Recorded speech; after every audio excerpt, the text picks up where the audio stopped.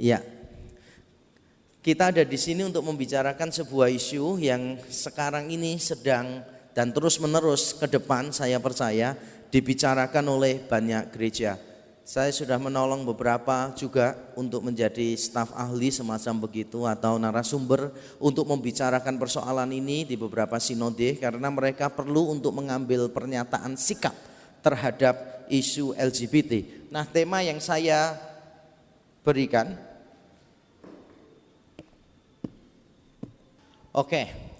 saya sengaja memakai sebuah judul rethinking, memikirkan ulang. Dan judul itu pula yang ada di dalam buku yang saya tulis. Dan pada waktu buku saya diterbitkan ada beberapa orang yang bertanya kepada saya, mengapa perlu memikirkan ulang? Padahal sudah jelas-jelas salah. Mengapa perlu memikirkan ulang? Nah, kata ini saya pilih karena ada beberapa alasan. Yang pertama adalah, saudara, karena saya menganggap bahwa sudah terjadi banyak kesalahpahaman, gambaran karikatur yang diciptakan oleh masing-masing pihak, yang pro maupun yang kontra. Masing-masing menciptakan gambaran karikatur tentang pihak lawan, lalu diserang gambaran karikaturnya. Padahal pihak lawan tidak pernah merasa memiliki pandangan yang semacam itu. Yang kedua alasannya adalah karena beberapa orang Kristen yang menolaknya itu tidak mau mendengarkan pandangan orang lain dengan teliti. Jadi kita asal menolak, memberikan argumen-argumen yang kurang kuat. Sehingga bagi orang lain kita ini memakai pendekatan, kalau dalam bahasa Jawanya itu gebyah uyah. Tahu gebyah uyah? Nah, kalau nggak tahu ya enggak apa-apa, enggak usah tanya sama sebelahnya. Nah, biasanya itu kita melakukan generalisasi, pokoknya menggampangkan masalah, pokoknya semuanya itu dianggap sepele, atau dalam istilah lain adalah kita terjebak pada oversimplification. Kalau bahasa ini saya yakin saudara semua tahu, kita terlalu menggampangkan masalah. Makanya kita perlu ada di seminar ini dan minggu depan supaya kita benar-benar bukan cuma tahu dari kata orang, bukan cuma kita menyerang dari perspektif kita, tetapi juga kita ingin tahu pandangan dari pihak lawan. Nah, sebelum saya memulai, saya ingin bercerita terlebih dahulu. Saya dulu pada waktu SMA, saya pernah mengalami yang disebut homofobia. Takut kepada orang homo, orang banci. Dan ceritanya itu karena pada waktu saya sedang apel di rumah pacar saya, biasanya kalau pulang tuh naik mikrolet. Nah, saya ini orangnya tidak tahu jalan. Jadi saya selalu berdasarkan rutinitas. Mikrolet berhenti terakhir, saya langsung masuk gang di sebelah kanannya. Dan berminggu-minggu begitu sampai ke rumah dengan selamat. Nah, suatu ketika Sabtu malam minggu seperti sekarang ini, saudara, saya pulang sampai ke tempat itu jam 10, mikroletnya berhenti, saya langsung belok kanan. Tapi pada waktu saya masuk, saya merasa gangnya kok beda ya. Tapi karena saya curiga, ini beda atau tidak? Nah, saya ini termasuk pribadi yang unik. Saya itu tidak tahu.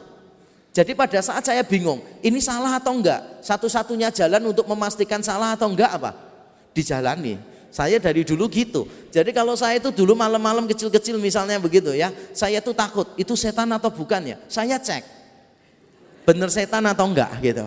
Seringkali enggak setan, tapi pernah juga setan ketemu langsung gitu kan. Tapi ya enggak apa-apa, daripada saya tua nanti penasaran itu setan atau bukan. Nah, waktu itu saya merasa ini salah jalan, tapi saya ikutin terus aja gitu. Ternyata itu gang buntu, dan di gang buntu di pojok itu saya melihat pemandangan yang tidak boleh dilihat oleh anak di bawah 17 tahun, yaitu ada banyak banci dan laki-laki berciuman di sana, pelukan dan sebagainya. Saya tuh kaget begitu. Ketika saya kaget itulah, saudara, ternyata ada dua banci yang melihat ke saya lalu mengatakan, ada cowok ganteng di sana gitu kan. Saya langsung lari, saya dikejar oleh banci itu, saudara. Tapi pada waktu mereka bilang, tunggu, saya tuh cepatnya menang gitu loh, saudara. Tapi begitu mereka lepaskan sepatu haknya dan bilang kejar gitu kan, wah itu lakinya keluar sungguhan, saudara. Jadi dikejar, saya ketakutan, saya keluar dari jalan besar, saya nggak peduli bagaimana, saya lari sekencang-kencangnya.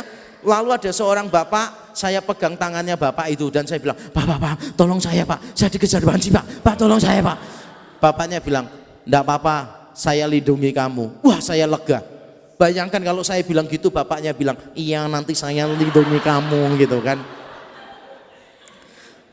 Itu pengalaman yang membuat saya merasa jijik, merasa marah, merasa takut dengan banci. Tapi Tuhan itu baik. Setelah saya menjadi hamba Tuhan, Tuhan menyembuhkan homofobia saya.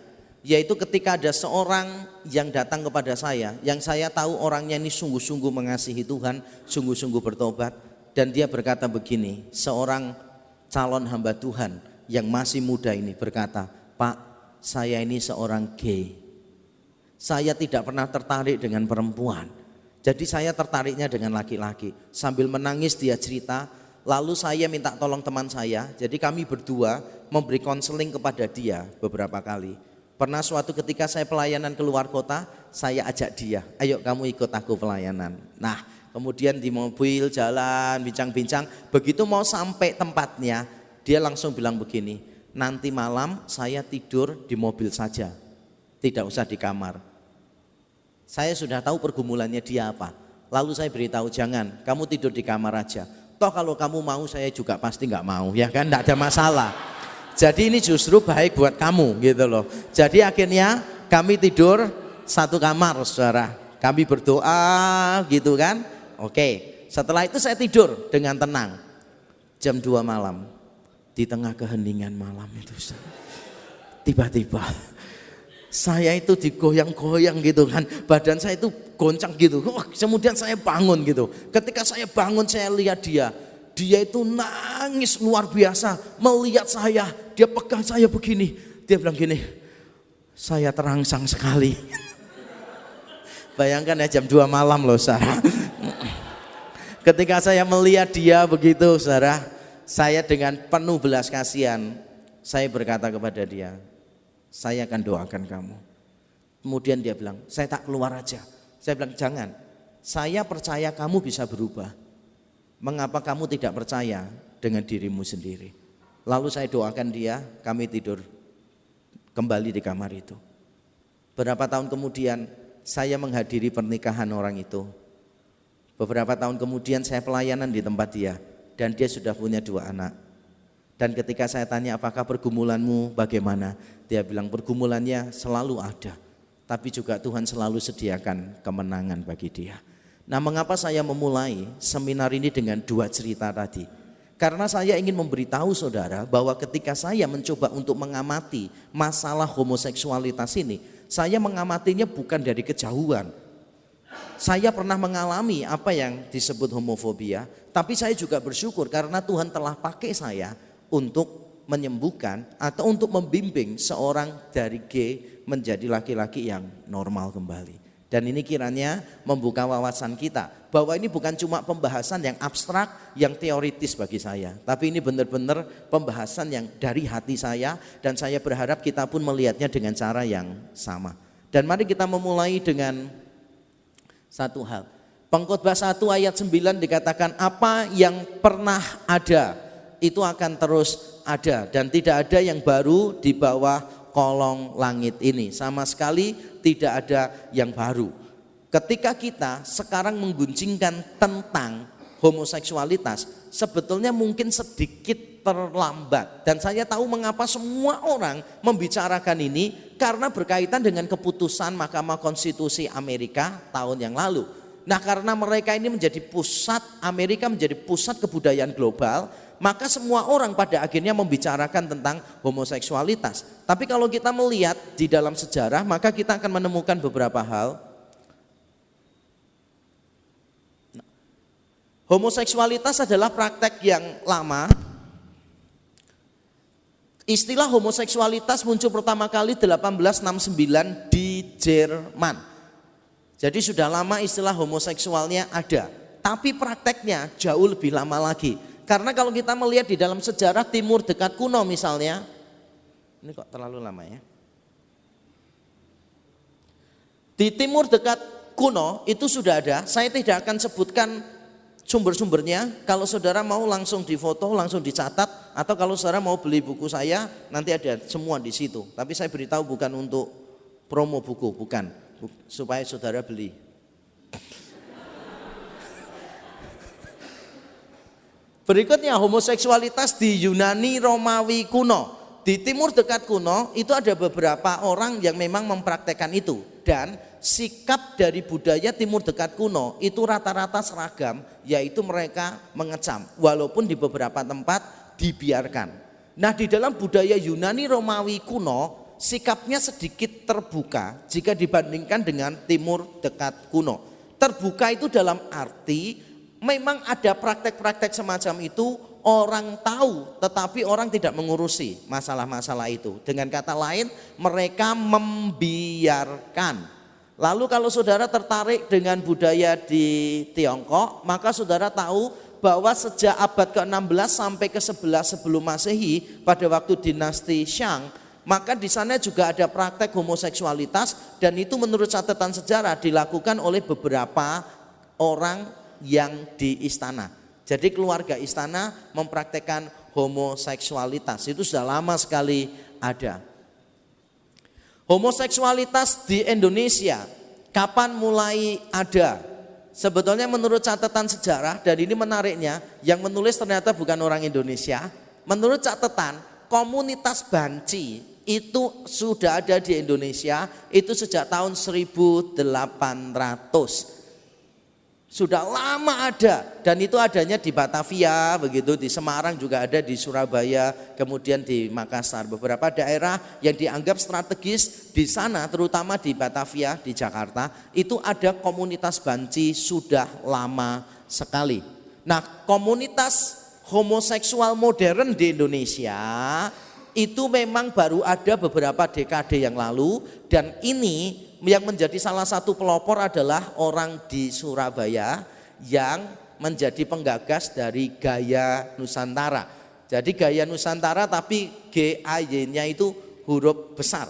Dan saya sebutkan nama orangnya karena orang itu sudah menulis artikel di sebuah buku tentang gay di seluruh dunia. Jadi karena dia sudah membuka diri di artikel di buku itu, maka saya juga menyebut namanya di buku saya, yaitu Teddy Utomo. Jadi ada orang di Surabaya yang memang sudah membuat homoseksualitas ini dicoba sebagai sebuah wacana, bagaimana orang mereaksinya. Jadi ini merupakan isu yang mungkin hangat tetapi sudah lama ada.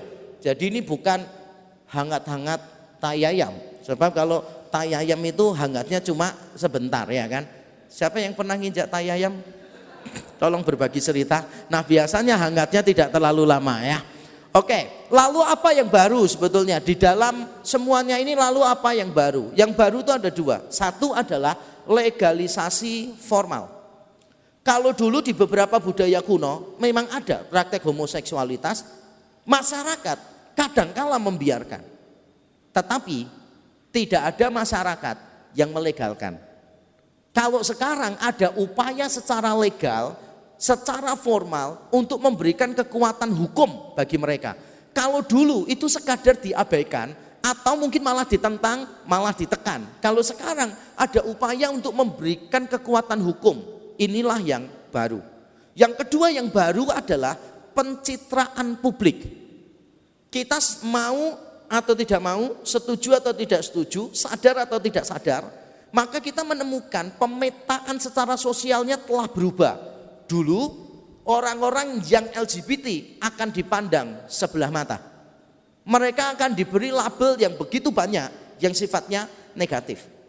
Tapi dengan konteks postmodern sekarang, dengan freedom of speech di Amerika, dengan relativisme di dalam filsafat, maka kita yang menolak homoseksualitas harus siap-siap diberi label yang begitu banyak dan begitu negatif.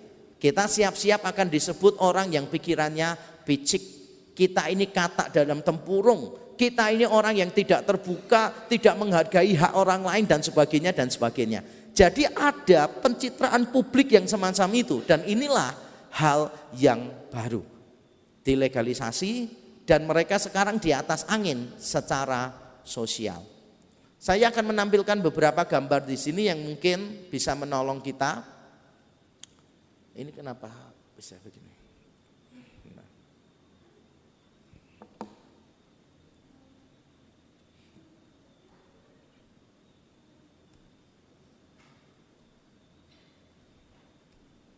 Kenapa agak lama ya?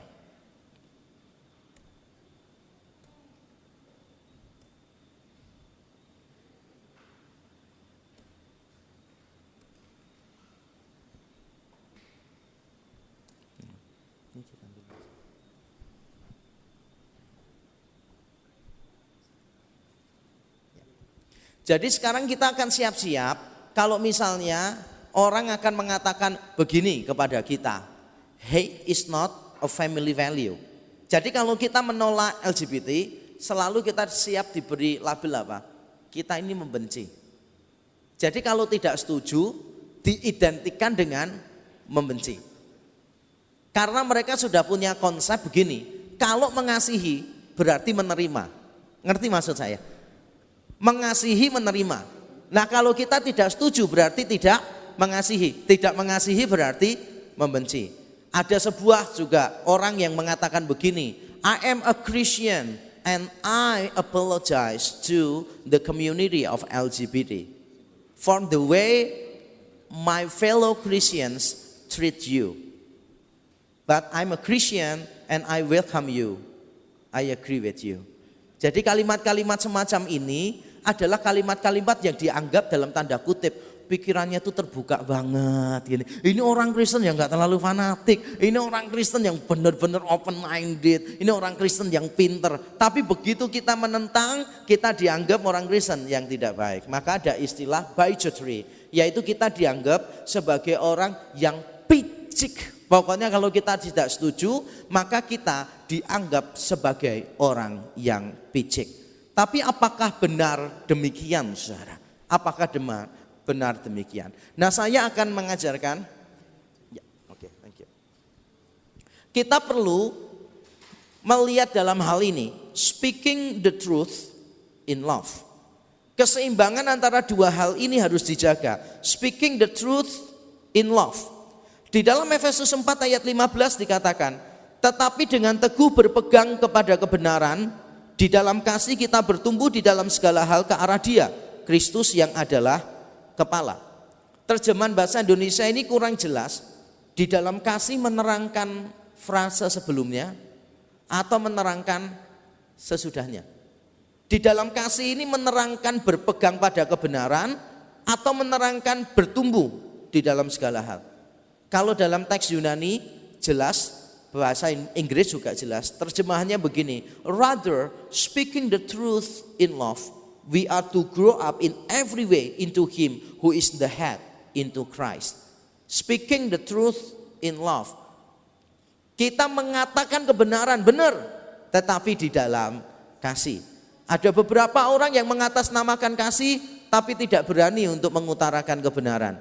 Tapi ada orang yang mengutarakan kebenaran dengan berani, tapi tidak memiliki kasih. Dan kita harus menjaga keduanya. Mengapa harus menjaga keduanya?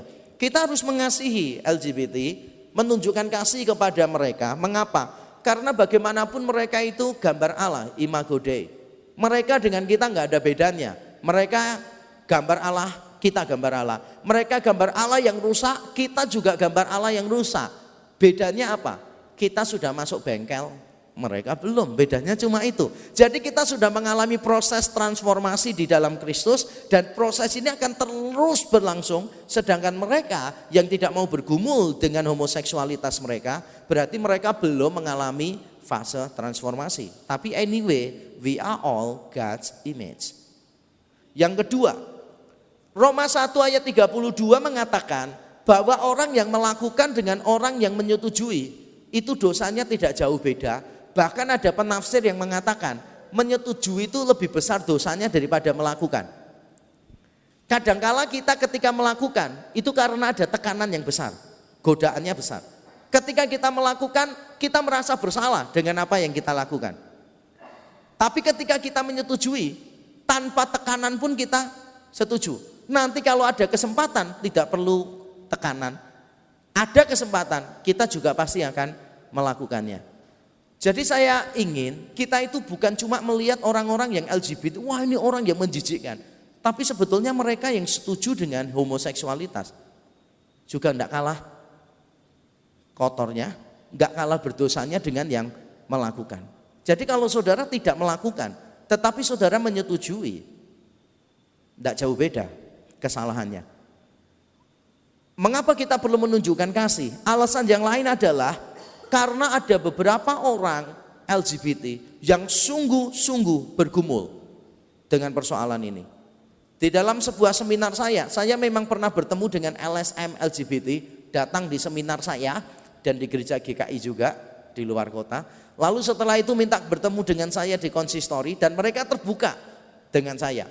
Tapi saya melihat di antara mereka banyak yang tidak tulus menggumulkan persoalan ini. Ada yang mencoba untuk membenarkan diri dan sebagainya. Tapi saya pernah berjumpa dengan orang yang menyadari persoalannya kemudian mau bertumbuh. Yang menjadi awal dari seminar saya tadi di dalam cerita saya. Ada orang yang tulus untuk bergumul. Untuk orang-orang ini kita harus memberikan perhatian yang khusus. Yang berikutnya saudara, karena ketika homoseksualitas disebut di dalam Alkitab, kadangkala disebutnya itu bersama-sama dengan dosa-dosa yang lain. Misalnya di dalam 1 Korintus 6 ayat 9 dan 10, 1 Timotius 1 ayat 10, itu ada pemburit, ada banci, tapi jangan lupa, di situ juga ada orang kikir. Jadi kalau saudara bukan LGBT, tapi jadi orang Kristen yang pelit, kikir gitu kan, minta ditraktir orang lain terus, bagiannya naktris sakit perut misalnya. Nah kalau saudara itu pelit, kikir, maka sebetulnya saudara tidak lebih baik daripada LGBT. Banci, pemburit dimasukkan bersama-sama satu daftar dengan orang-orang pelit.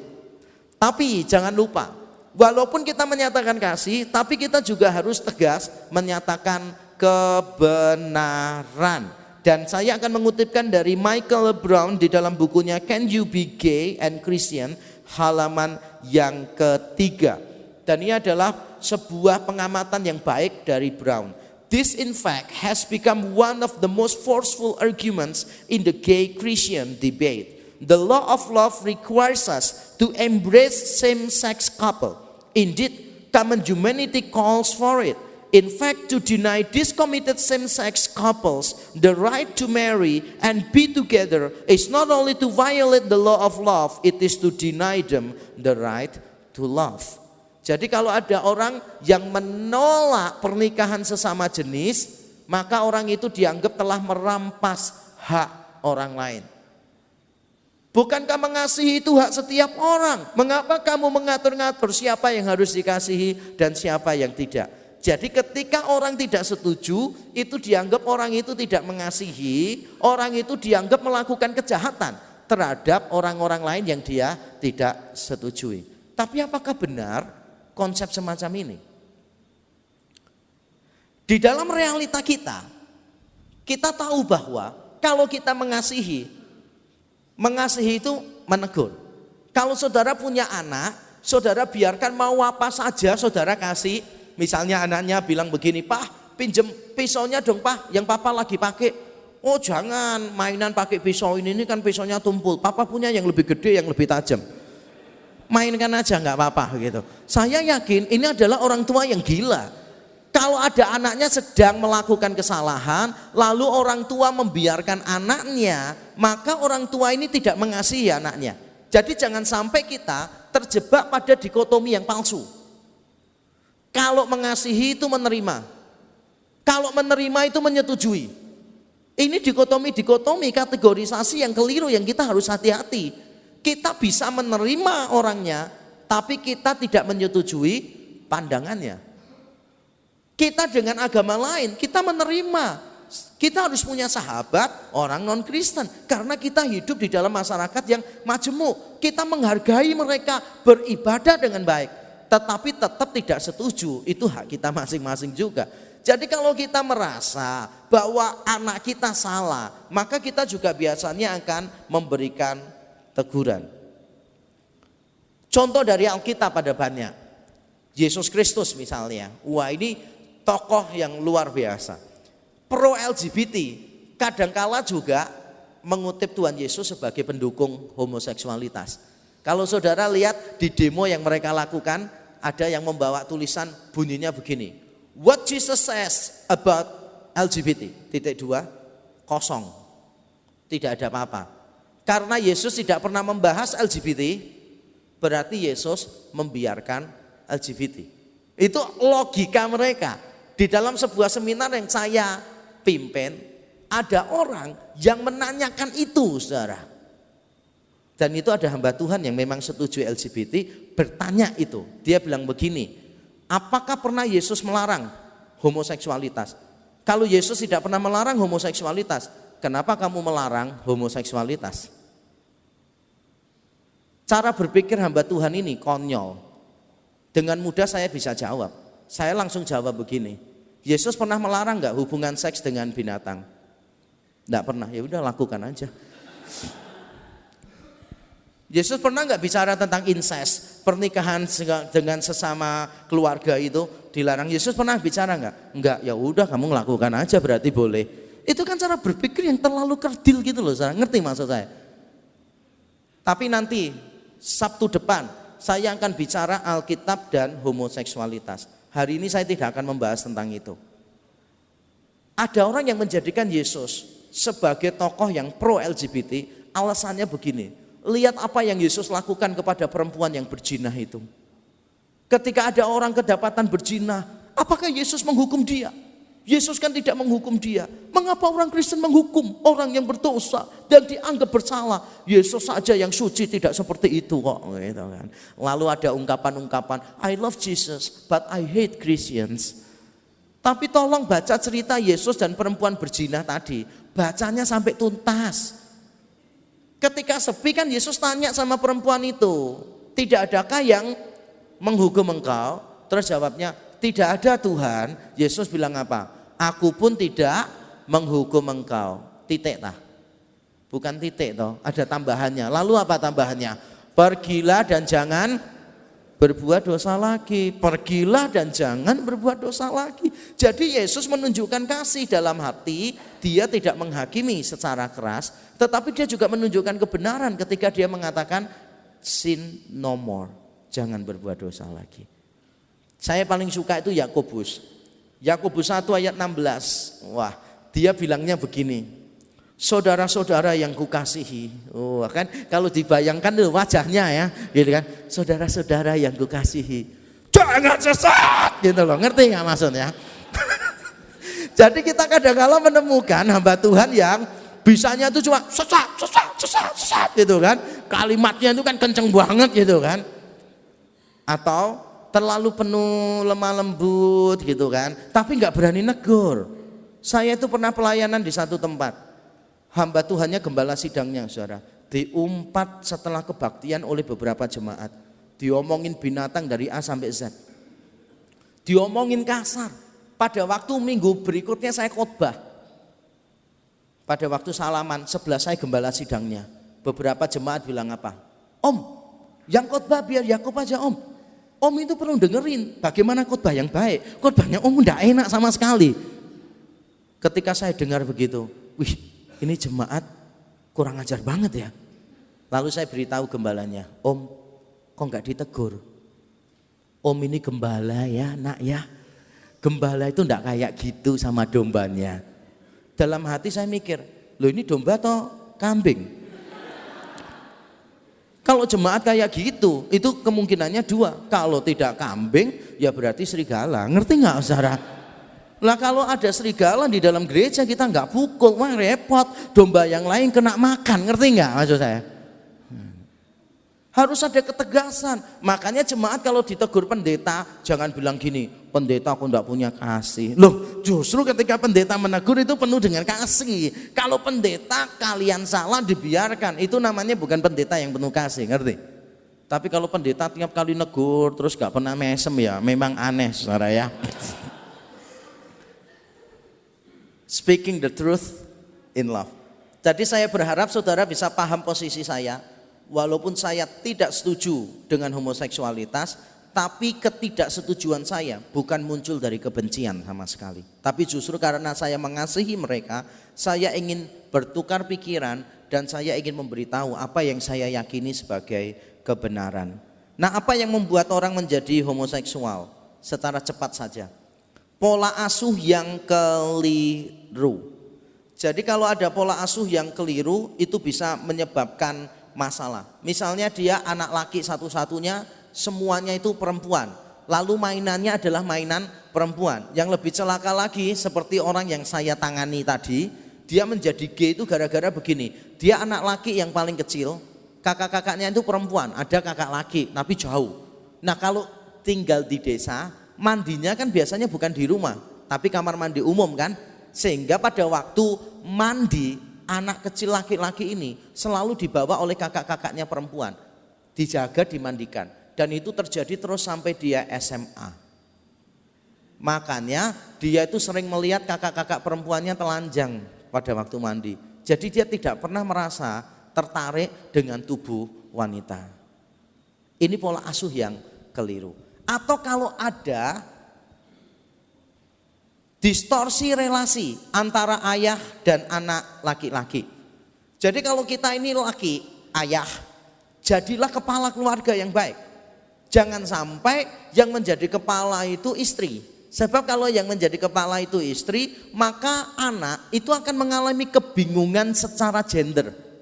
Ini sebetulnya yang laki siapa sih? Papa atau mama? Karena sekarang ini banyak suami masuk anggota istri, ikatan suami takut istri. Dan itulah yang sedang terjadi di banyak tempat. Istri terlalu dominan dan ini tidak boleh terjadi. Suami harus jadi kepala, jangan jadi penguasa. Kalau jadi penguasa itu tidak akhlitabiah. Kita bukan penguasa, tapi kita kepala. Penguasa ditakuti, kalau kepala dikasihi. Gak ada orang benci sama kepalanya, bener ya? Gak ada. Gak ada orang takut sama kepalanya, gak ada. Tapi orang takut kepada penguasa ada. Benci kepada penguasa ada. Makanya laki-laki dipanggil itu menjadi kepala, bukan penguasa. Alkitab mengajarkan headship, not rulership. Berikutnya, kekecewaan yang traumatis atau berulang-ulang terhadap lawan jenis. Jadi kalau sudah pacaran, dikecewakan cowok terus, lalu punya pikiran, semua cowok sama aja, tukang mengecewakan. Nah sekarang ganti aja lah sama perempuan, bisa jadi begitu. Apalagi kalau dapatnya susah gitu loh saudara. Kan ada orang tuh yang dapat pacarnya susah banget gitu. Ada orang tuh galau, takut mencintai orang lain gitu loh saudara, karena dia merasa wajahnya tuh kurang bagus gitu loh. Jadi dia takut mencintai orang lain karena wajahnya nggak cantik, nggak ganteng. Ini konsep yang salah. Kalau wajah saudara itu nggak seberapa bagus, jangan takut mencintai orang lain. Justru orang lain itu yang harusnya takut dicintai oleh saudara. Kita mah tetap aja mencintai orang lain ya. Jangan takut orang lain yang mestinya takut. Nah, kekecewaan yang berulang-ulang itu bisa membuat kita mengadakan generalisasi. Langsung ingat masa mudanya semua ya. Ini anak muda dengan baik-baik yang ini. Eksperimen seksual ini menjadi penyebab yang luar biasa. Eksperimen seksual. Menurut research ini menjadi salah satu penyebab yang paling dominan. Apa sih eksperimen seksual? Eksperimen seksual begini. Laki-laki itu kadang iseng. Ini banyak terjadi di laki-laki. Perempuan juga ada. Biasanya kalau kencing bersama-sama itu saling lihat-lihatan gitu kan. Terus iseng gitu loh. Nah inilah yang terjadi di riset itu. Gini, kamu hombreng atau enggak? Terus gini, enggak lah, gila nih hombreng. Kalau enggak coba tak pegang, kamu enggak boleh terangsang. Cobaan, enggak mungkin terangsang. Lalu begitu dipegang, terangsang. Lalu temannya bilang, lo hombreng toh. Lalu dia punya pikiran, bener juga ya, mungkin aku hombreng kali ya. Lalu kalau dipeluk sesama jenis, itu merasa diri kayak tenang gitu. Lalu temannya bilang, nah ini hal-hal semacam ini meyakinkan orang kalau dia LGBT. Saya pernah punya kenalan, dulu acara gereja retreat nasional. Lalu orang ini pergi pindah domisili di kota saya, yaitu kota Semarang. Dia langsung kontak beberapa teman saya yang ikut acara retreat dan diundang menginap di tempatnya dia satu persatu. Setelah beberapa orang, mereka cerita pengalamannya kok sama. Dengan laki-laki ini selalu ditanya gini, kamu sunat atau enggak? Terus jawabannya sunat enggak sunat. Selalu pertanyaan kedua, aku boleh lihat enggak? Setelah boleh lihat, pertanyaan ketiga, aku boleh pegang enggak? Teman-teman saya cerita ke saya sudah mencium sesuatu yang tidak baik ini. Lalu saya coba atur, karena biasanya saya diminta menginap di tempatnya dia, saya enggak mau. Kali itu saya mau. Saya mau melihat orang ini itu benar atau enggak. Karena dari cara ngomongnya kelihatan rohani sekali gitu loh saudara. Lalu saya menginap di rumahnya dia, tidur di kamarnya dia, satu tempat tidur yang enggak terlalu besar gitu. Pada waktu saya tidur, ternyata cerita teman saya terulang kepada saya. Dia peluk saya dan dia raba badan saya. Lalu saya bingung, ini saya pukul langsung atau enggak? Kalau saya pukul langsung kan, waduh nanti enggak enak lah, saya ini teman baik kan gitu. Akhirnya ketika dia peluk saya pura-pura mimpi saudara. Pura-pura mimpi main sepak bola. Lalu saya tendang dia gelundung dari tempat tidur. Karena badannya dia gemuk itu kan, jadi gelundungnya jatuhnya itu enak, bep gitu kan. Ketika dia jatuh saya lihat ada kepuasan yang tidak terkira, yang tidak bisa dibeli dengan apapun juga. Tapi dia tidak kapok, naik lagi meluk saya lagi saudara. Masuk saya ngelanjutkan main sepak bola babak kedua kan tidak lucu kan gitu. Saya ganti mimpinya, mimpi berkelahi sama orang. Itu kali terakhir dia mengundang saya di rumahnya dia. Kalau saya tidak hati-hati, saya bisa terjerumus karena itu merupakan sebuah upaya untuk apa? Eksperimen secara seksual. Hati-hati. Kalau memang kita ini nggak mau jatuh, ya sudah, nggak usah macem-macem. Coba hombreng atau enggak nyoba, enggak usah dicoba. Buat apa sih? Laki dengan laki itu kalau memang mau begitu-begitu, ya tetap bisa terangsang. Perempuan dengan perempuan tetap juga bisa terangsang. Itu memang wajar. Wajar dalam arti bukan boleh. Kalau dibegitukan sengaja dirangsang, ya mesti terangsang lah saudara. Mesti terangsang kok. Wong ada cowok juga kalau lihat kambing dibedai juga terangsang ada juga. Jadi hati-hati, seks itu misterius soalnya. Seks itu misterius. Nah, ada juga penyebabnya pelecehan seksual kalau itu pernah dilecehkan, wanita dilecehkan laki-laki, dia benci, lalu dia dengan perempuan. Atau sebaliknya, laki pernah disodomi laki berkali-kali, maka akan terjadi sebuah sindrom. Dari pertama kali membenci pelakunya, lama-lama dia jatuh cinta kepada pelakunya. Dan ini juga kadang-kala terjadi. Penghinaan dan penolakan dalam komunitas. Jadi biasanya kalau kita olahraga gitu kan, ada cowok yang kelihatannya kewanita-wanitaan gitu kan, aku ikut dong main sepak bola, nanti aja, nggak cukup memainnya, lo kan 5 lawan 6, jadi aku masukkan pas 6 lawan 6, nggak usah tambah kalah nanti kan gitu toh. Terus orangnya bilang gini, udahlah aku tak masuk, aku pupuk bawang enggak apa-apa. Akhirnya kita terima, ya udah kamu pupuk kandang aja, enggak usah pupuk bawang gitu kan. Nah akhirnya orang merasa tidak diterima di komunitasnya. Dia tiap kali mau mainan pria ditolak terus. Akhirnya dia menganggap dirinya apa? Mungkin memang aku lebih cocok jadi wanita. Atau kalau ada seorang pria yang berapa kali itu digoda oleh pria lain, itu kadang-kala dia punya pikiran begini, what's wrong with me? Kenapa laki-laki kok suka sama aku semua? Berarti aku ini perempuan kali gitu. Mungkin aku ini ditakdirkan lahir sebagai seorang gay. Ada pemikiran-pemikiran keliru semacam itu. Dan yang terakhir, faktor biologis. Tapi apakah benar homoseksualitas merupakan faktor biologis? Dan itu yang akan kita bahas sekarang. Apakah persoalan biologis?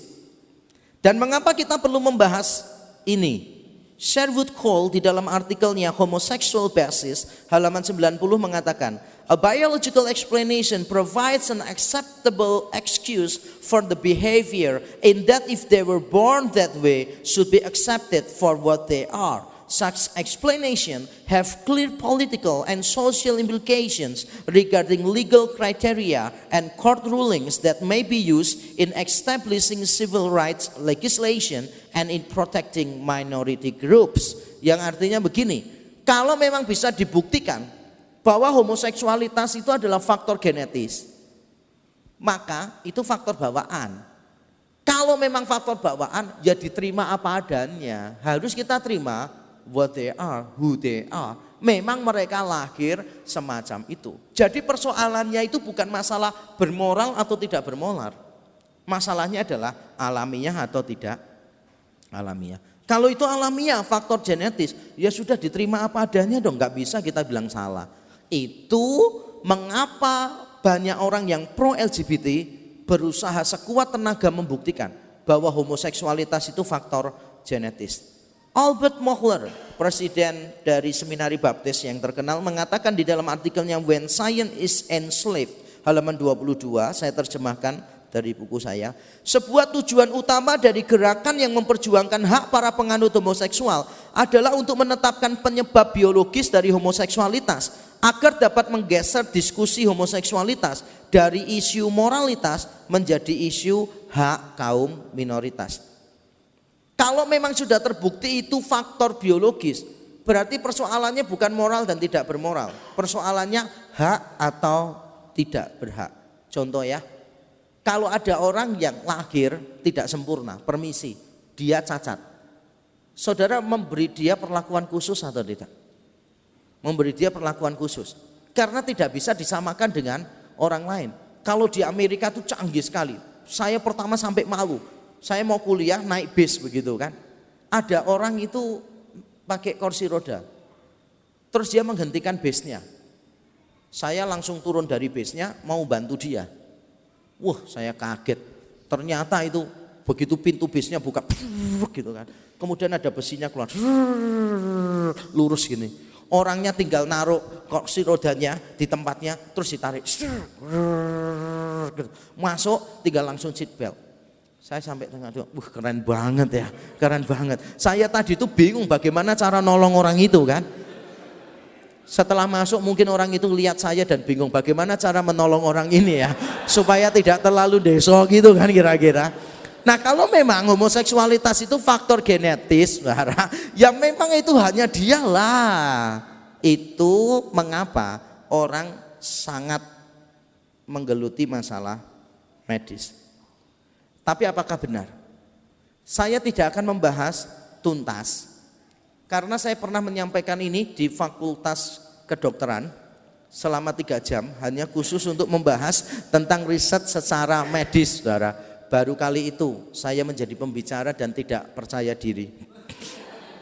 Fakultas Kedokteran, ini medis semua kan begitu. Nah, saya akan memberikan contoh 2 riset saja, walaupun ada banyak. Ada 2 riset saya akan singgung, lalu saya akan memberikan konklusinya karena hasilnya hampir semua sama.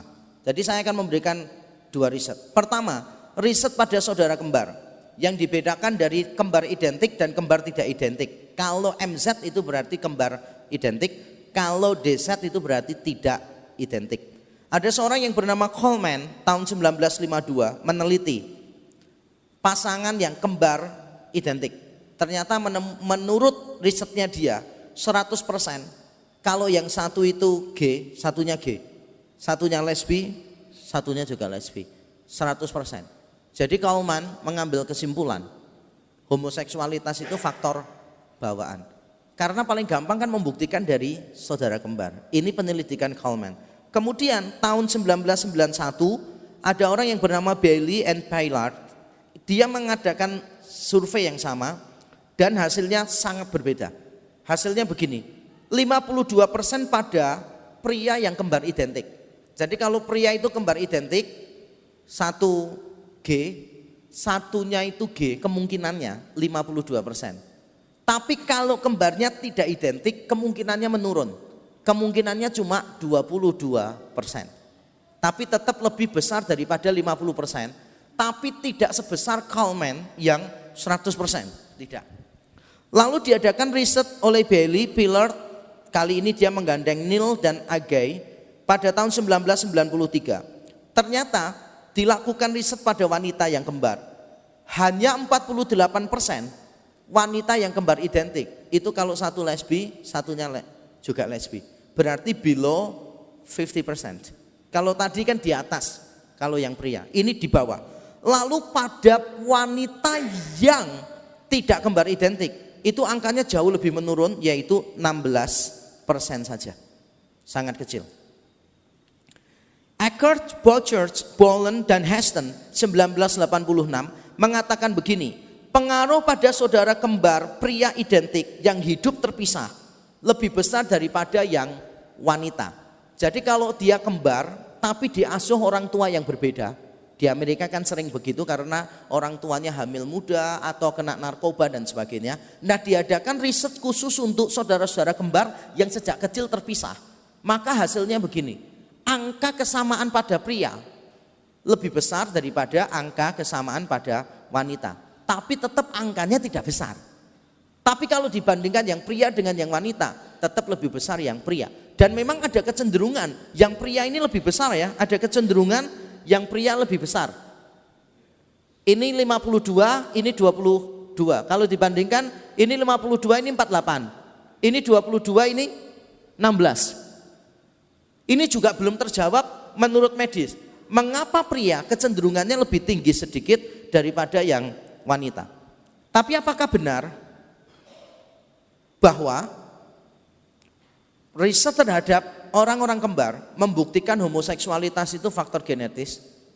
Harus tunggu dulu.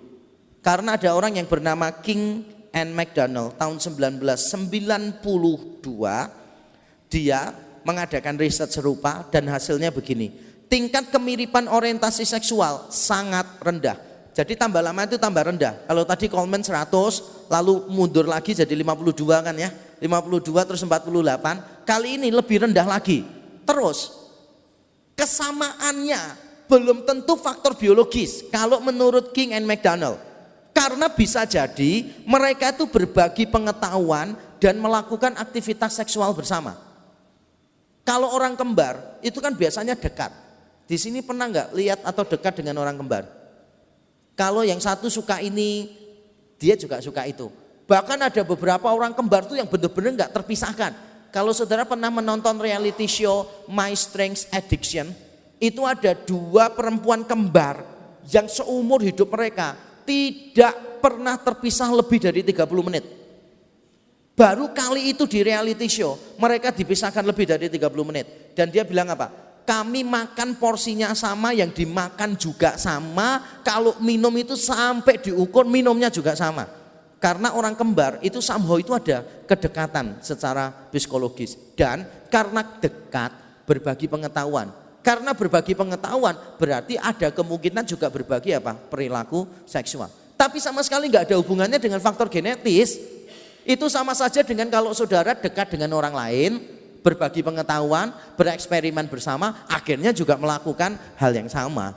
Belum tentu itu faktor genetis. Lalu pada kasus Ecker dan kawan-kawan, jumlah sampel itu sangat minimal.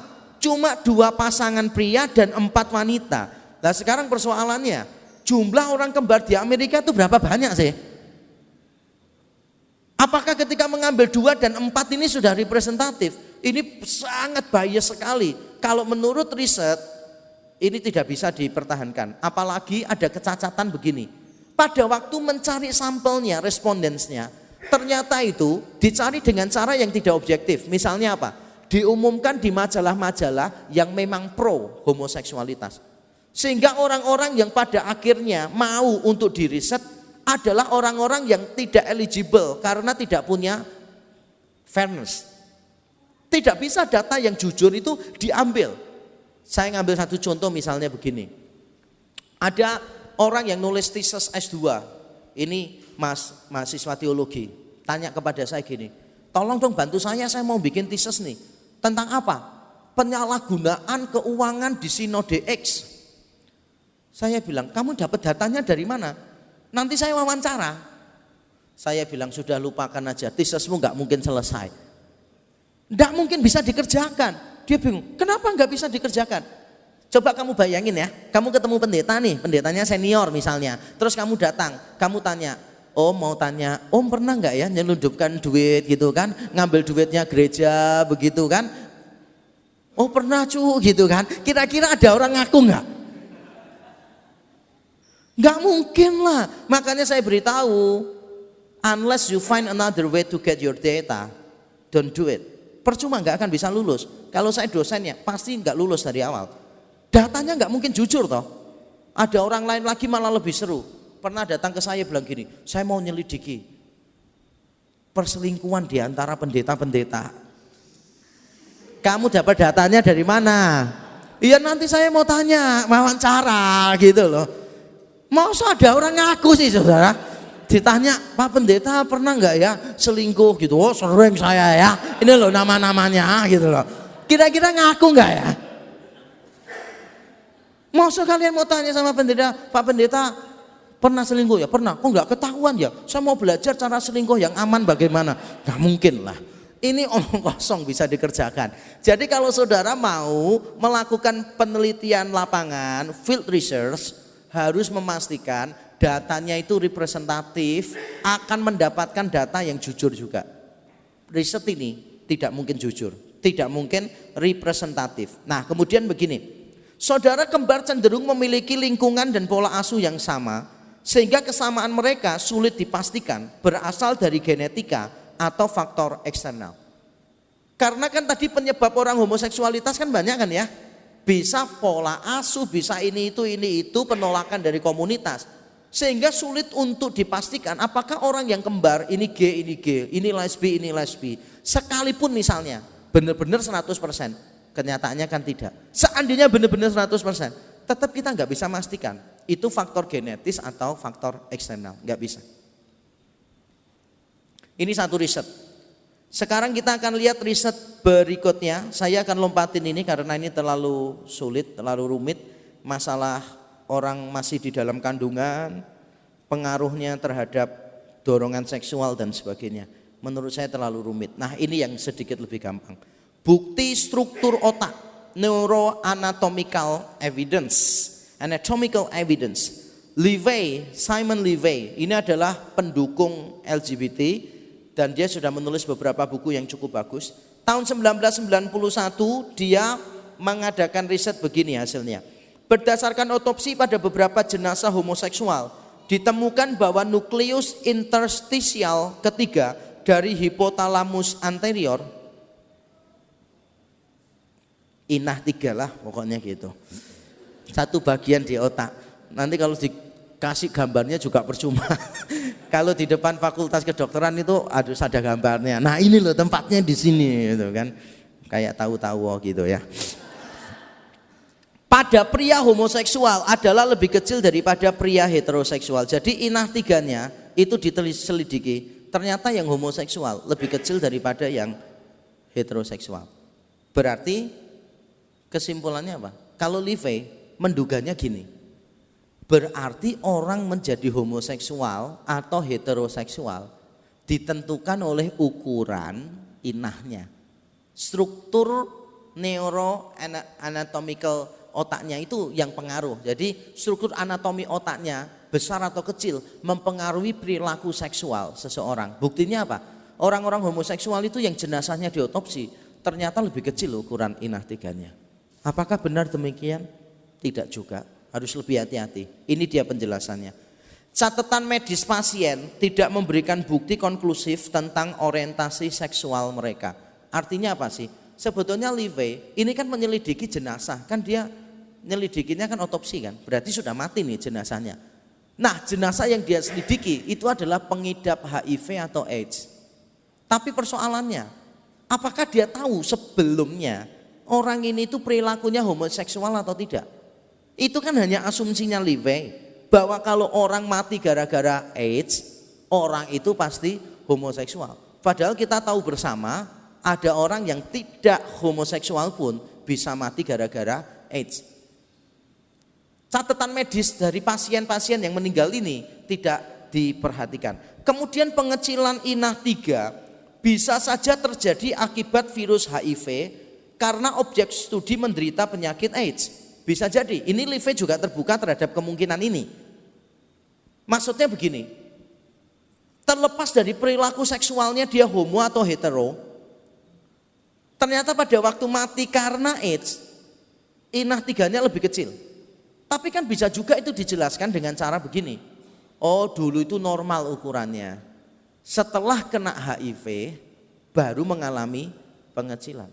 Karena virus HIV itu mempengaruhi anggota tubuh yang lain. Kenapa tidak bisa mempengaruhi inah 3? Bisa jadi begitu. Atau penjelasan lain begini. Ada ketidakragaman hasil. 3 dari 16 heteroseksual ukurannya lebih kecil dari homoseksual. 8 dari 19 homoseksual ukurannya lebih besar daripada yang heteroseksual. Jadi yang sudah pasti tahu perilakunya homo atau hetero ini diselidiki. Ternyata hasilnya tidak konklusif. Harusnya kalau hasilnya itu mengatakan ukuran inah 3 mempengaruhi perilaku seksual, harusnya semua homoseksual inahnya lebih kecil dan semua heteroseksual lebih besar. Kenyataannya hasilnya tidak demikian, tidak konklusif. Berikutnya, terdapat kerancuan apakah ukuran yang lebih kecil merupakan penyebab atau konsekuensi dari orientasi seksual. Artinya begini, take it for granted lah, for the sake of argument, kita menerima gini. Oke, perilaku seksual ada hubungannya dengan ukuran inah 3. Tapi pertanyaan saya begini, tahu dari mana bahwa ukuran yang kecil menyebabkan perilaku seksual? Mengapa tidak bisa kebalikannya, bahwa perilaku seksual menyebabkan ukuran yang kecil? Bukankah dunia medis mengenal yang disebut psikosomatis? Apa yang ada di perasaan kita itu mempengaruhi tubuh kita. Contoh ya, stres. Orang stres menyebabkan mah. Mah itu bukan cuma makannya tidak teratur loh saudara. Wadah orang yang teratur sehari 8 kali ya tetap aja kena stres saudara. Kena mah karena apa? Dia stres gitu loh saudara. Sehari makan 8 kali itu duit dari mana? Nah karena dia stres mikirkan sehari makan 8 kali duit dari mana, itu bisa kena mah juga. Saya ini makan gak pernah terlambat, tapi saya juga kena mah. Kalau stres, kalau lagi ngejar, wah baca nulis disertasi gitu, wah selalu muntah-muntah, orang hamil aja kalah sama saya saudara.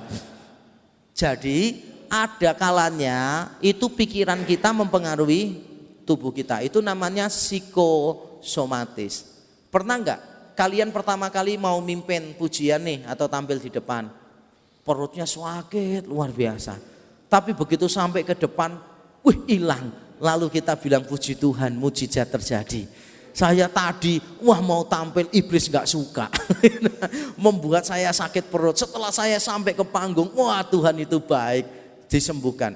Itu belum tentu mujizat. Orang kalau tidak kuat dengan publisitas atau demam panggung, memang biasanya sakit perut. Itu psikosomatis. Berikutnya, masih neuroanatomical evidence. Schwab and Hoffman tahun 1990, dia menyelidiki tentang SCN, suprachiasmatic nucleus, SCN, pada hipotalamus pria homoseksual lebih besar daripada pria heteroseksual. Jadi SCN pada batang otaknya pria homoseksual katanya lebih besar daripada pria heteroseksual. Tapi penelitian ini juga diakui oleh Schwab dan Hoffman sendiri, ini tidak mengarah pada konklusi apapun. Karena apa? SCN itu tidak langsung berhubungan dengan aspek-aspek seksual. Secara medis masih diperdebatkan apakah aspek-aspek seksual itu benar-benar dikontrol, ditentukan oleh SCN atau cuma dipengaruhi. Ditentukan dengan dipengaruhi itu beda konsepnya. Nah sampai sekarang para dokter itu masih berdebat sejauh mana SCN mempengaruhi aspek-aspek seksualitas seseorang. Dan lalu ada yang membuat sebuah perbandingan. Ternyata ukuran sexually dimorphic nucleus SDN pada pria homoseksual dan heteroseksual tidak menunjukkan perbedaan apapun. Kalau SDN ini sudah lebih pasti berkaitan dengan aspek seksual. Dan ternyata yang lebih pasti ini diselidiki, ukurannya tidak jauh beda.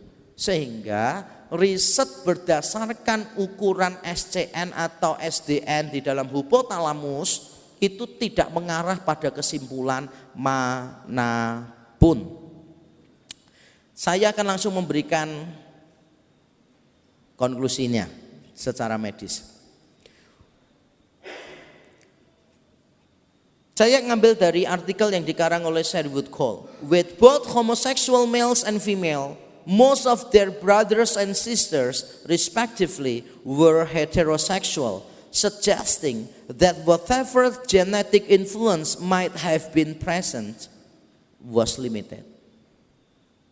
Jadi melihat semua riset tadi, terutama pada saudara-saudara kembar, orang-orang yang masih satu keluarga, ketika diselidiki saudara, tingkat kesamaan perilaku seksual ternyata sangat rendah sekali. Lebih banyak yang tidak sama perilaku seksualnya. Ini homo, saudaranya tidak. Karena banyak yang tidak selaras dengan saudaranya, maka kesimpulan yang paling aman begini, yang paling aman. Walaupun mungkin ada, tetapi sangat terbatas. Buktinya apa? Lebih banyak yang memiliki kaitan kekerabatan, orientasi seksualnya berbeda kok. Itu paling gampang, paling sederhana. Saya akan kutipkan ini penting dari Fernand Rosario, seorang ahli kromosom, ahli DNA yang terkenal. Di dalam bukunya Homosexuality and Science, halaman 214, dia mengatakan begini, saya hanya bacakan yang penting saja. Sampai sekarang tidak ada penjelasan ilmiah tentang apa yang menjadi penyebab homoseksualitas. Itu konklusi orang yang pintar menguasai bidangnya. Sampai sekarang tidak ada yang konklusif. Lalu dia menambahkan begini, pengalaman historis menunjukkan bahwa meskipun ilmu pengetahuan biomedis memiliki potensi untuk memberi keuntungan bagi kesehatan tubuh dan mental, namun ilmu pengetahuan biomedis juga mungkin menyebabkan bahaya besar. Dengan cara memberikan dukungan ilmiah pada prasangka kultural dan selanjutnya memunculkannya sebagai sesuatu yang alamiah. Jadi kita harus hati-hati karena kadangkala sesuatu yang tidak konklusif itu diinterpretasikan begitu rupa untuk memenuhi pandangan kultural. Negara kita kan sedang membahas tentang satu masalah hukum juga. Sekarang ini kan semua orang harus memikirkan dengan baik. Apakah kita akan melihat hukum sebagaimana adanya, ataukah kita mempertimbangkan tekanan publik atau tidak? Nah, beberapa orang di bidang biomedis itu juga merasa bahwa mereka itu perlu untuk menyamakan dengan persepsi kultural yang populer pada waktu itu. Ini hati-hati. Fernand Rosario sangat mengingatkan kolega-koleganya yang menggeluti masalah medis. Kalau memang tidak konklusif, ya sudah tidak konklusif. Jangan sampai itu nanti dipelintir begitu rupa seolah-olah mendukung bahwa homoseksualitas itu disebabkan oleh faktor medis. Jangan. Kalau memang ada sesuatu yang tidak benar harus dibuka. Misalnya, saudara mungkin mengenal orang bernama Kinsley. Kinsley ini adalah orang yang pertama kali membuka pemikiran orang-orang Amerika untuk serius memikirkan homoseksualitas. Karena dalam risetnya dia mengatakan begini, 10% laki-laki Amerika itu gay. Wah, langsung semuanya orang bingung semua. Wah, berarti ini gay. Ini berarti cukup signifikan loh. 10-1, gak boleh diremehkan. Ternyata loh, Kinsley gak pernah bilang gitu. Kinsley itu cuma melaporkan saja dari risetnya dia, di antara 10 pria itu 1 gay. Tapi saudara tahu Kinsley melakukan riset di mana? Di penjara. Lah kalau kamu di penjara kamu menemukan orang gay ya banyak lah, ngerti maksud saya? Karena dia nggak bisa ketemu lawan jenisnya kok gitu. Yang tidak gay pun ya karena di penjara dipaksa melakukan hal-hal yang semacam itu. Jadi ini risetnya sebetulnya bermasalah, tapi Kinsley tidak bermaksud menipu.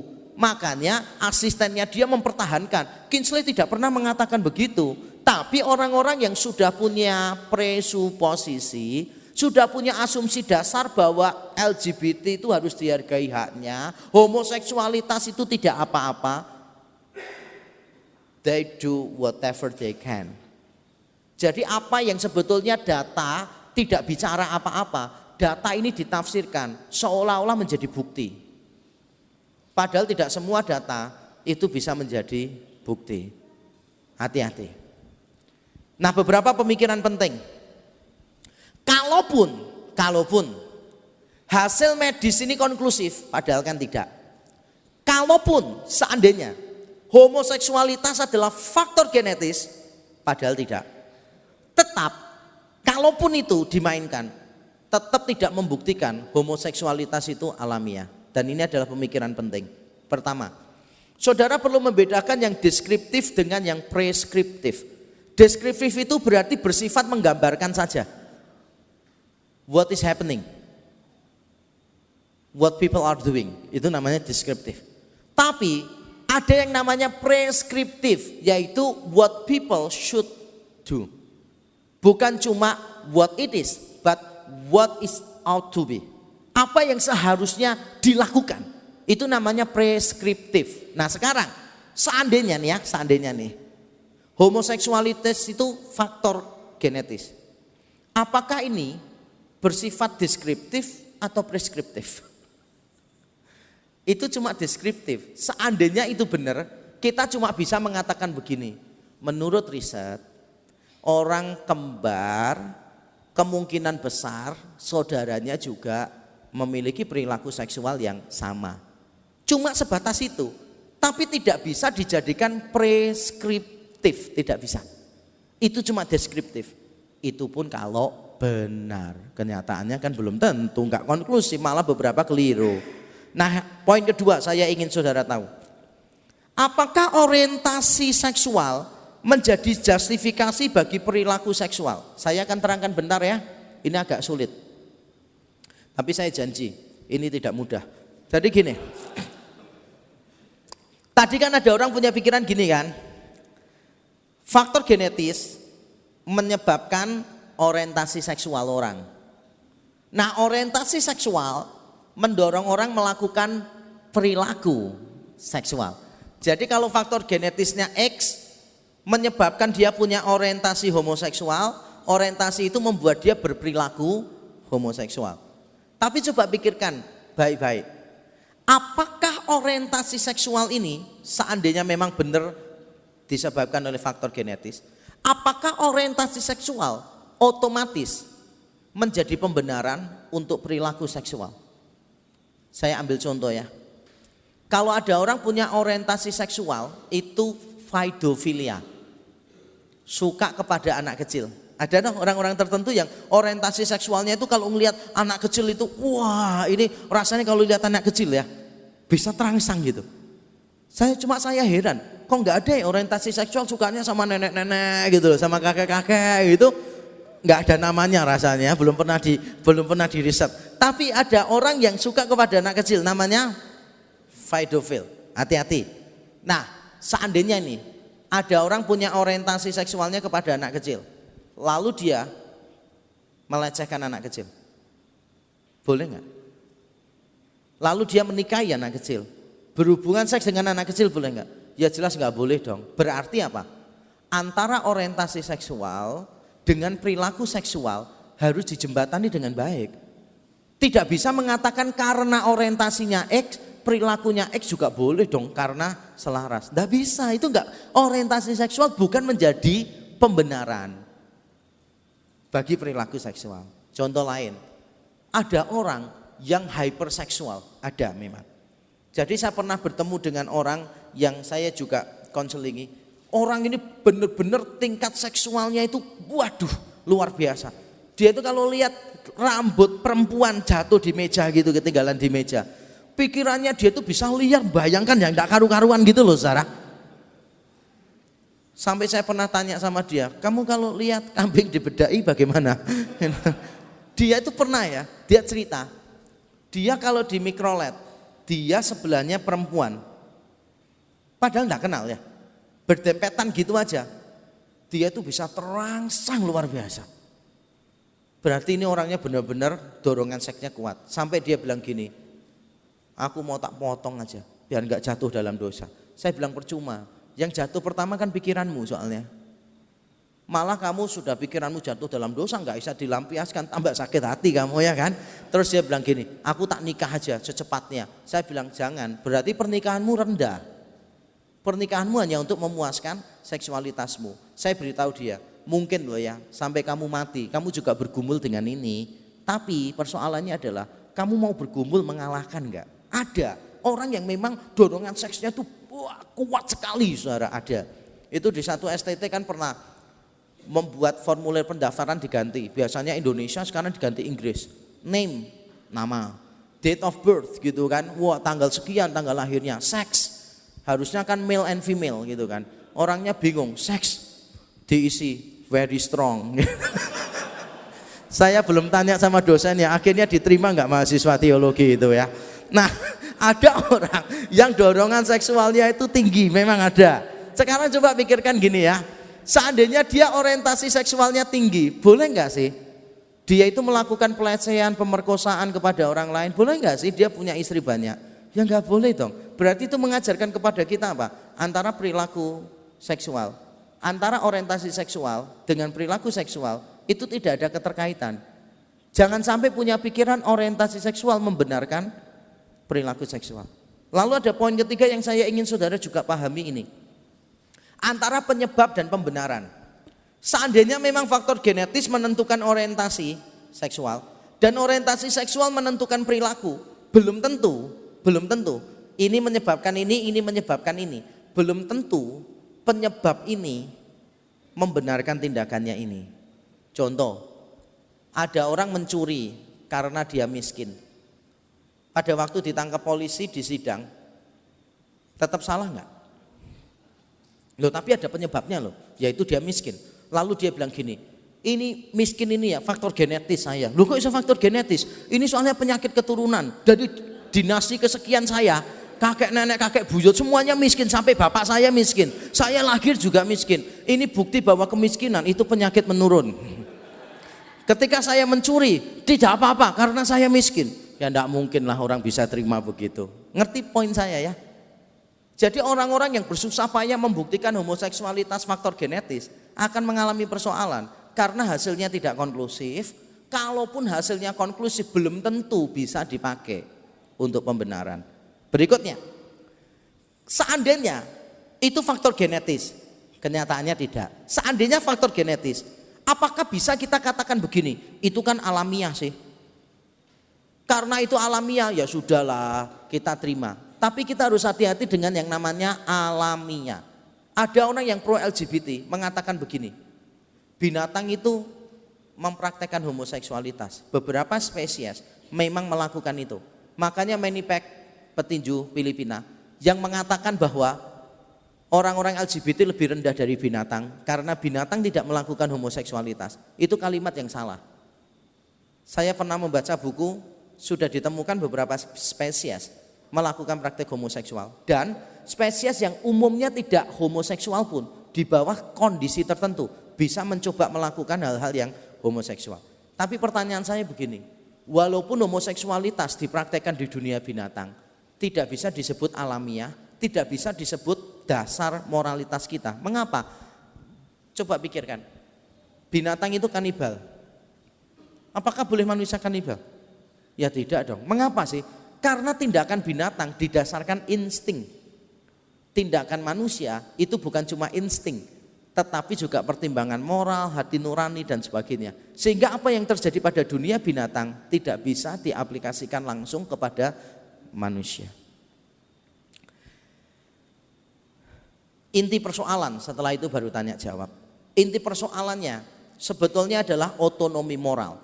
Jadi kalau orang itu membicarakan medis, membicarakan Alkitab, sebetulnya enggak terlalu banyak gunanya bagi orang-orang yang memang menganggap moralitas itu pilihan masing-masing orang. Orang berhak untuk memikirkan itu. Kalau orang punya konsep begitu susah. Albert Mohler mengatakan bahwa problem kita sekarang itu adalah the nature of truth. Dulu kan kita pertanyaannya gini, which one is true? Which one is true? Dulu. Sekarang pertanyaan orang gini, what is truth anyway? Kita bisa ngomong ini benar, orang gak peduli kok. People just don't care. Kalau dulu orang peduli, sekarang gak peduli. Pilatus pernah bertanya kepada Yesus, apakah kebenaran itu? Yesus belum jawab. Pilatus sudah keluar, lalu bertindak seolah-olah lebih pintar dari Yesus. Jadi tanya, what is truth? Nggak sadar yang ditanya ini the way and the truth. Nggak sadar.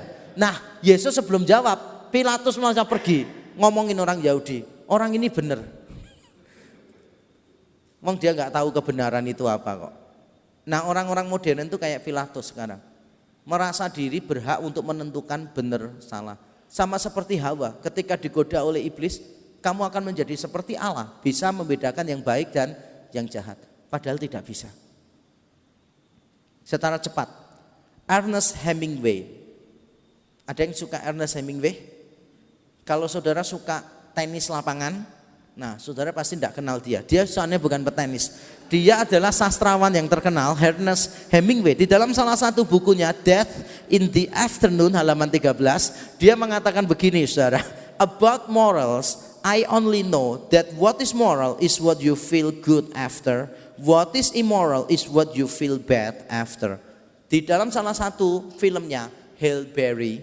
Wah, kalau saudara Halle Berry masih tahu ya, yang suka film tahu. Dalam salah satu filmnya yang berjudul Monster Ball. Nah, pada waktu dia mau berhubungan seks dengan lawan mainnya yang laki itu, dia bilangnya begini, make me feel good, make me feel good.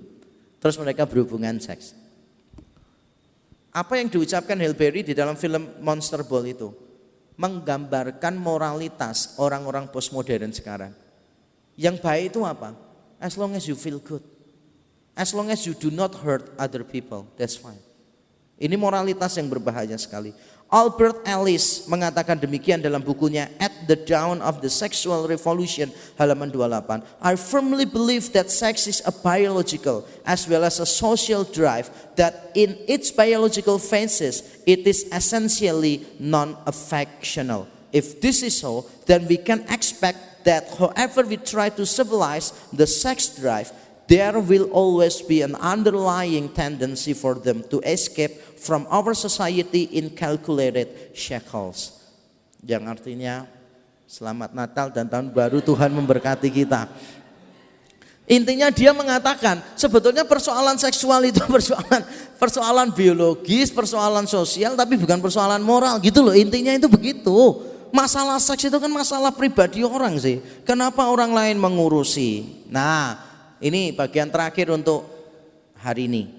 Saya akan menganalisa secara kritis dari sudut pandang filsafat moral, moral philosophy.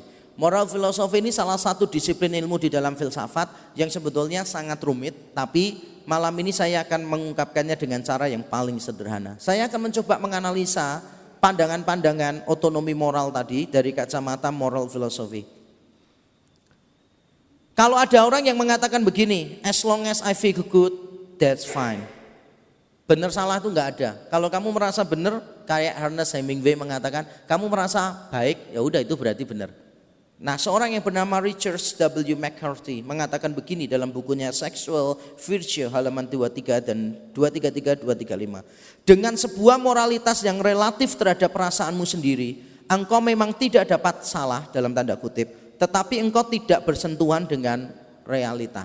Artinya begini, moralitas semacam ini tidak bisa dihidupi. Jadi kalau saudara merasa gini, pokoknya yang benar ya, kalau kamu rasa enak, udah jangan peduli orang lain. As long as you feel good, that's right for you.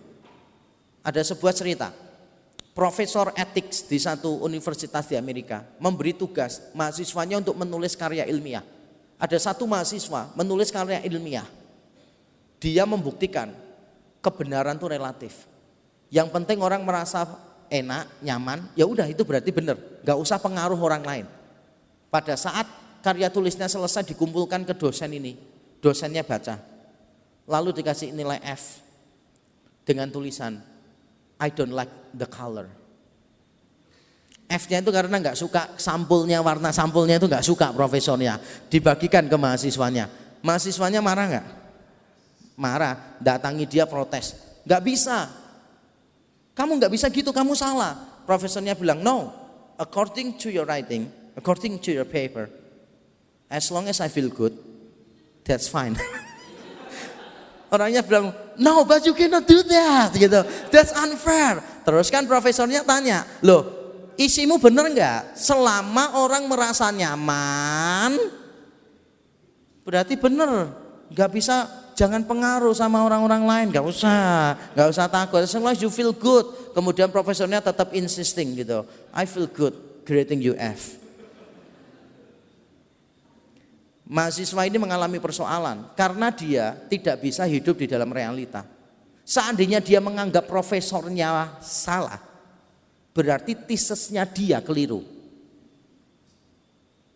Ngerti maksud saya ya? Seandainya dia menganggap profesornya ini memberi nilai F berdasarkan warna, seandainya dia anggap salah, berarti karyanya dia keliru, papernya. Tetap dapat F juga, sama aja sebetulnya.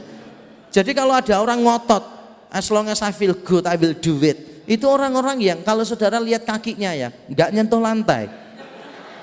Terus, realita membuktikan kepada kita kehidupan seks itu tidak bersifat personal. Misalnya apa? Bill Clinton, Monica Lewinsky. Ini orang-orang Amerika yang katanya gembar-gembor, sex is private. Nggak usah peduli omongan orang. It is our private life. Tapi begitu presidennya selingkuh dengan stafnya, semua gembar-gembor menjadi persoalan secara nasional. Itu orang-orang Amerika nggak konsisten. Kalau mereka konsisten, seks itu bukan masalah benar salah, karena itu masalah kehidupan pribadi masing-masing orang. Presidenmu mau melakukan apa jungkir balik, kamu nggak usah peduli. Anyway, tetap mereka mempersoalkan. William H. Williman mengatakan, tidak ada sesuatu yang pribadi yang bisa ditarik keluar dari yang sosial. Tidak ada saya yang benar-benar bersifat pribadi yang berhasil melepaskan diri dari jaringan komitmen, klaim, dan kerusakan umum. Tidak ada orang yang benar-benar saya, personal, tidak ada. Karena kalau saudara memahami bagaimana sistem dunia ini bekerja, maka kita ini semua tidak ada. Ada orang yang mengatakan begini dalam puisinya beberapa abad yang lalu, no man is an island. Kalau saudara suka sastra pasti tahu, no man is an island, yang artinya begini, tidak ada satu manusia itu yang seperti pulau terpisah dari yang lain, tidak bisa. Kita semua itu a part of continents, a part of the universe. Jadi kalau saudara menganggap gini, ini nggak pengaruh kok sama orang lain.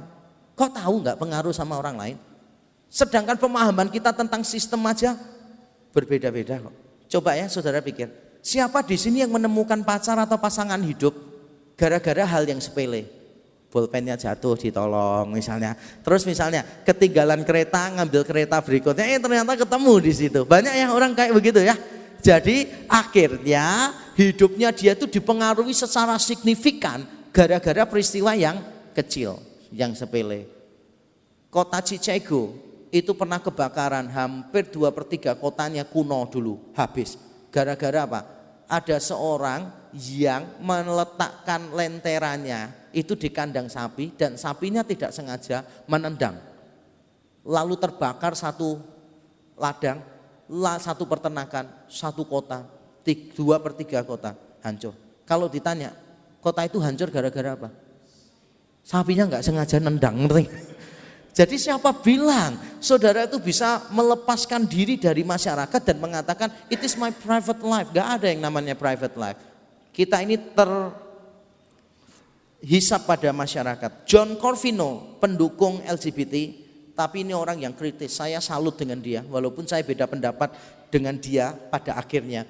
Tapi ini kalimatnya dia yang saya suka. Dalam bukunya What is Wrong with Homosexuality halaman 6, dia mengatakan begini. Beberapa orang mengklaim bahwa moralitas adalah sebuah masalah pribadi dan bahwa dalam beberapa kasus hak-hak orang tidak bergantung pada opini moral orang lain. Dia mengatakan begini, saya berpikir pandangan ini benar-benar salah. Moralitas itu tentang bagaimana kita saling memperlakukan orang satu sama lain, karena itulah moralitas pada dasarnya menjadi perhatian bersama. Ini yang pro LGBT aja nggak setuju kok. Nah lalu di bukunya yang lain dia memberikan sebuah analisa menarik. Beberapa orang kan bilang gini toh, kita ini tidak boleh saling menghakimi. Udahlah biarin orang melakukan apa, jangan menghakimi, jangan menilai orang lain salah gitu. John Corvino walaupun dia mendukung homoseksualitas, dia bilang alasan ini salah. Mengapa salah? Satu, secara logis kalimat ini tuh mengalahkan dirinya sendiri, self-defeating truth. Ketika saudara mengatakan begini, kamu tuh jangan menghakimi orang lain lah, saudara tuh sedang menghakimi orang tadi, ngerti nggak? Paham maksud saya? Jadi orang tuh jangan suka menghakimi orang lain. Loh berarti kan kamu menghakimi aku, berarti kamu sedang menilai aku dong. Nggak bisa, itu secara logis keliru. Lalu secara retorik juga salah. Kenapa? Berarti kamu takut dinilai. Kalau kamu benar, kamu ditanya orang malah lebih senang. Kalau kamu benar, saudara dinilai orang malah lebih senang. Wong benar kok. Saya belajar dari tulisan William Craig. Dia mengatakan begini, orang yang takut ditanya adalah orang yang tidak menguasai apa yang dia ucapkan. Kalau saudara menguasai, semakin ditanya, semakin senang. Saya kalau mengajar, kalau seminar, tidak pernah sekalipun saya marah ditanya orang. Karena saya pikir begini, kalau saya tidak bisa jawab, pertanyaan itu akan membuat saya lebih pintar. Pulang saya belajar lagi. Kalau saya bisa jawab, pertanyaan itu akan membuktikan saya memang pintar. Jadi nothing tulus. Kalau saya bisa jawab berarti saya memang pintar kan. Kalau saya nggak bisa jawab nanti saya lebih pintar. Jadi kalau ketemu dosen ditanya marah, dikejar pertanyaan marah, mungkin dia nggak menguasai bidangnya ya, mungkin nggak menguasai bidangnya. Kalau saya nggak marah, kecuali kalau tanyanya ini selesainya kapan nih, nggak selesai. Nah itu biasanya saya marah. Walaupun saudara tanyanya dalam hati, saya tetap marah. Nah, secara moral, secara moral saudara, moralitas itu bersentuhan dengan hak manusia secara publik gitu. Jadi nggak bisa kita bilang moralitas itu masalah personal. Nanti kalau sampai ada orang lain mengganggu areamu, kamu gembar-gembor nggak? Kalau ada orang bilang gini, enggak apa-apa, pokoknya moralitas itu kan personal sih. Benar-benar ya kalau personal. Nanti kalau orang memperlakukan kamu enggak baik, kamu mesti gembar-gembor juga kok. Enggak bisa, orang bilang personal. Nah yang terakhir, pandangan moralitas suka sama suka. Yang penting itu suka sama suka. Yang penting tidak ada yang dirugikan, mau sama mau. Ini pandangan yang umum sekarang. Tapi ini pandangan yang keliru. Mengapa keliru? Lah kalau misalnya kita sama anak kecilnya kan polos tuh. Dilakukan apa-apa dikatakan, kenapa? Iya, enak kok. Saya baru mendengar kabar, ini kejadian sungguhan di Sidoarjo. Anak kecil loh saudara, kelas 1 SD, laki dan perempuan di sawah-sawah melakukan hubungan seksual. Ketika dipanggil orang tuanya ditanya, kenapa kamu melakukan itu? Sudah sering lakukan? Sering. Kenapa kamu melakukan itu? Enak. Tetap salah enggak? Mau sama mau loh. Tetap salah. Kalau misalnya ada orang melakukan hubungan seks dengan binatang, bestialitas. Biar binatangnya enggak keberatan. Kalau keberatan kan sudah ditendang dari awal ya kan? Atau digigit dari awal. Binatangnya enggak keberatan. Orangnya juga enggak apa-apa. Tapi apakah tetap boleh? Enggak bisa. Jadi benar salah itu bukan masalah suka sama suka. Atau masalah tidak ada yang dirugikan. Ini salah satu contoh reality show My Strengths Addiction. Ini jadi materi terakhir saya. Di dalam salah satu episodenya itu membahas tentang wanita yang menyukai kucing. Dia punya banyak kucing di rumahnya. Saudara tahu, sukanya itu bukan cuma suka kucing biasa, bukan. Dia ini juga memandikan kucingnya dengan cara kucing. Tahu kucing kalau mandi? Iya dijilatin kan ya, seluruh tubuhnya dia jilatin begini kan ya, gitu. Nah wanita ini menjilati seluruh tubuhnya kucingnya masing-masing dijilati. Nanti kalau ada bulu-bulu yang jatuh di karpet di mana, sama dia diambil dimakan. Kucingnya dirugikan? Tidak. Kucingnya mau? Mau. Orangnya mau? Mau. Tapi tetap kita semua setuju, gak bener ini, ini gak bener. Jadi deep down in our hearts as a human being, kita itu bisa sadar kok bahwa moralitas itu bukan cuma masalah mau sama mau, suka sama suka. Moralitas itu masalah benar atau tidak benar. Dan bagaimana kita tahu kalau homoseksualitas salah? Sabtu depan saya akan menerangkan dari sisi Christian worldview, wawasan dunia Kristen dan teks-teks Alkitab yang dipersoalkan. Karena banyak orang yang sekarang ini sedang mempersoalkan teks-teks Alkitab yang katanya itu dulu melarang homoseksualitas, tapi kalau dibaca lebih jelas tidak melarang. Ada pendeta-pendeta yang sekarang punya pandangan begitu. Sabtu depan datang lagi aja orang lain lebih banyak. Saya akan menerangkan itu saudara, bahwa sebetulnya teks-teks itu tetap melarang homoseksualitas. Sekian pemaparan saya. Kalau ada